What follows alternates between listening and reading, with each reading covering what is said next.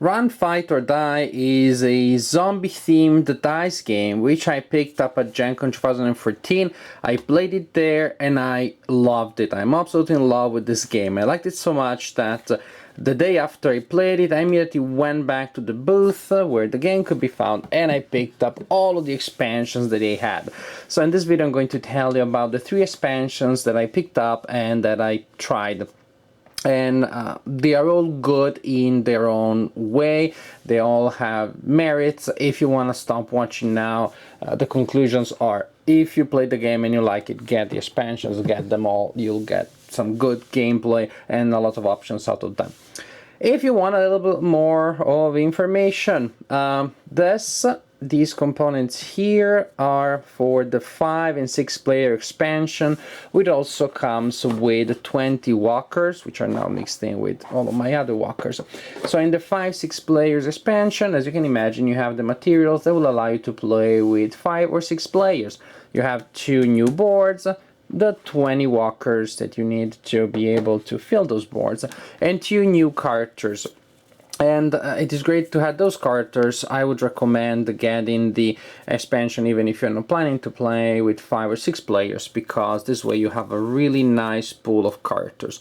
After you add the new characters to the pool, you're going to have the winning coach, the forward guard, which can push back zombies, the street kid, silent rancher, army vet, one of the favorite characters every time they played, the outdoors man, the phone technician, the country girl, the athlete, and the sweet prom girl, probably my favorite character. This for the 5 to 6 player expansion. About that expansion, I have to say though, if you're playing with 5 or 6 players, I do recommend that you play only with experienced players. I had a game with 5 players in which I was teaching the game to pretty much everybody else. Most of the players did not know how to play the game. With 5 or 6 players, in that case, the game can drag a little bit. It wasn't too long overall, but the pace was pretty slow. Each player had to take their time to look at the player aids, figure out what the icons meant and what the combinations of icons meant, and then from there figuring out strategies. Just took long. The downtime was too long. So I would not recommend using the 5 or 6 players expansion with new players, unless maybe you combine it with the co-op expansion that keeps players more engaged and all the time and builds a strong teamwork. In that case, you are more engaged also when other players are going. But we'll talk about that expansion later. 5 to 6 players expansion. In general, in any case, about pace, I would say if you're introducing new players to the game, 3 players is probably ideal. You and 2 players who haven't played the game yet. If players know the game, then the game moves very fast, and 5 or 6 players is no problem. Now, an expansion that I like very much is the Horde expansion, which adds not just new zombies in terms of the number, not just new copies of the old models, but 3 new types of zombies. The Brute, the Runner, and the Crawler, which are then represented here. So these are the miniatures that you actually find in the Hordes expansion. So it adds variety to your zombies because you have 3 types of zombies that behave differently from the traditional walker. So now you have to figure out how these new zombies are going to be added to the board. Are they just going to be drawn randomly? Well, yes and no. Not that you put all the walkers and those zombies in a pool and you draw randomly. You use cards. The expansion comes with a deck of small cards.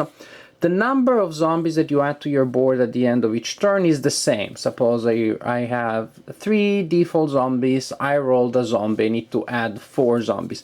Then I draw a card from this deck and I look at the list and I start reading from top to bottom and I stop when I reach the number of zombies that I need to draw. In my case, for example, it would be 4 zombies in my example, and now this card tells me that I need to add a runner, a walker, a runner, a runner. So that is 3 runners and a walker.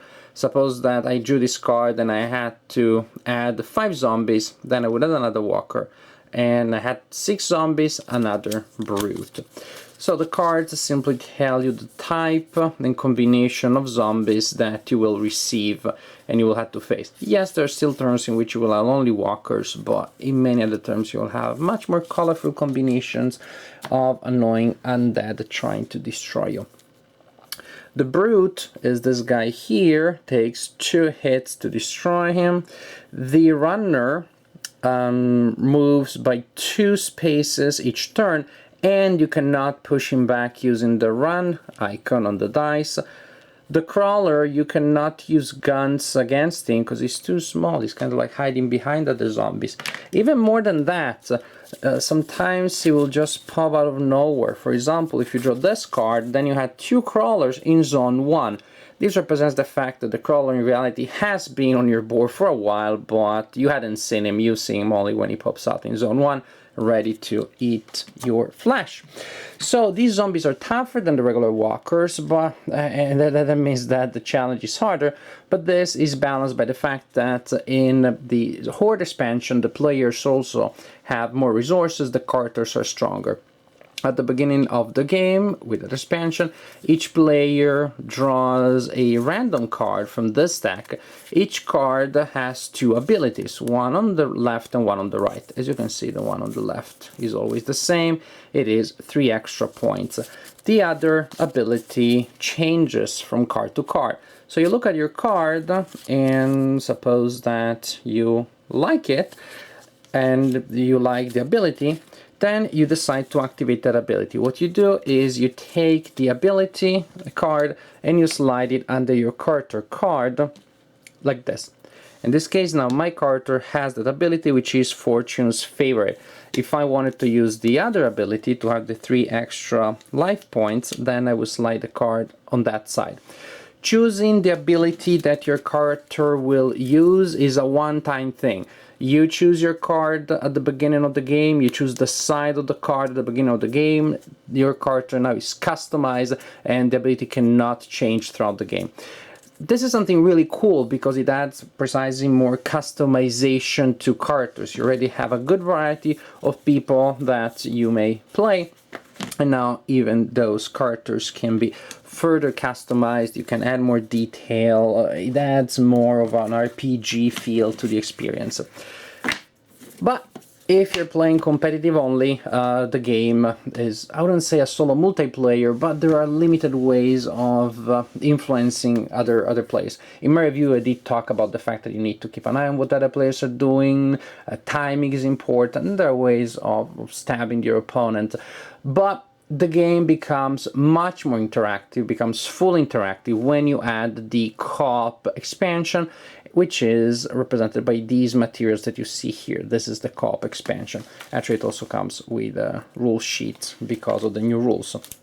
In the co-op expansion, fully co-op, players are working together, they all win or they all lose. They lose the game if one of them dies. If a character dies, all players lose the game. Lucky enough, players can help each other by using special actions, but also using gun icons. Now, when you have a gun icon, you can direct the shot to zombies on any player's board, not just yours. So you can shoot at zombies that are attacking your friends. At the beginning of the cooperative game, each player receives a card from this deck, and the card states the personal goal. There's a little bit of flavor text, but what matters is this personal goal. For example, this character here must flip the card when the character has 2 followers, 2 weapon loot cards, and he's at the location. The character needs to fulfill these requirements. Each requirement is different, and when you fulfill the requirement, you flip the card. That means that you fulfill your personal goal. In order to win the game, there is a required number of cards that need to be flipped. Problem is, you may expect, well, I fulfilled my goal, now I'm gonna get a reward, that's great. No, once you fulfill your goal, which you have to do if you want to win the co-op game, you flip the card, and I have a penalty. So actually, as the game progresses, characters are going to get increasingly weaker, and they are going to have more and more problems because, as you can see, the penalties apply, and they can be pretty steep. The players win the game if they all complete their personal goals and if the last player to complete a personal goal survives the end of the turn. Again, there are resources and things that will help the players with this and will help the balance of the game. There are new locations that are identified by this barbed wire symbol here, so you can shuffle them with the regular locations and you still can retrieve them if you want to remove them from the deck. On top of having their own advantages, these locations are barricades. They have the barricade trait. So this symbol here both allows you to identify the cards from this expansion, but also the symbol has its own meaning, which is when you are in a location which has the barricade symbol, no more than 2 zombies can attack you per turn. Another resource that you have is these actions here. 4 of them are available to players. You shuffle the cards and you place 4 face up in the middle of the table. During the turn, players can choose to pick up an action and to, hooray, receive the advantage that is described by the action. Unfortunately, each action also has a price to pay. So when you pick up an action, you gain the advantage, but you also have to implement the penalty that comes with that action. But it really depends on the situation. There are situations in which the penalty may not be all that bad because of, for example, the way zombies are arranged on your board. Advancing through them is not a big deal, but getting the bonus that you get with it could be a good deal. 4 cards, as I said, are lined up on the table. You do not refill the pool of available cards until all 4 of them have been chosen by the players.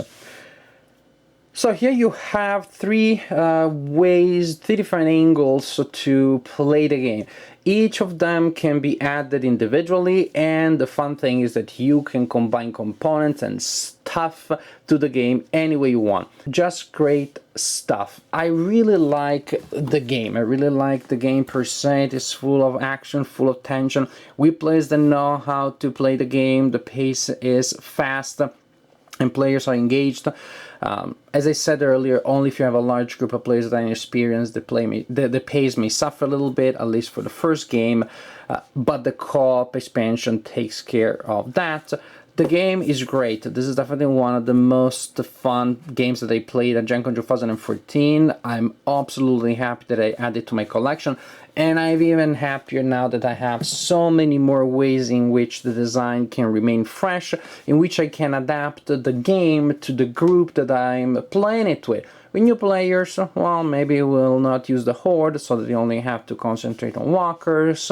Depending on the group, is a group that is more confrontational, or players do not like to get in each other's ways, then with the nice group, I play co-op. With the other group, I play competitive.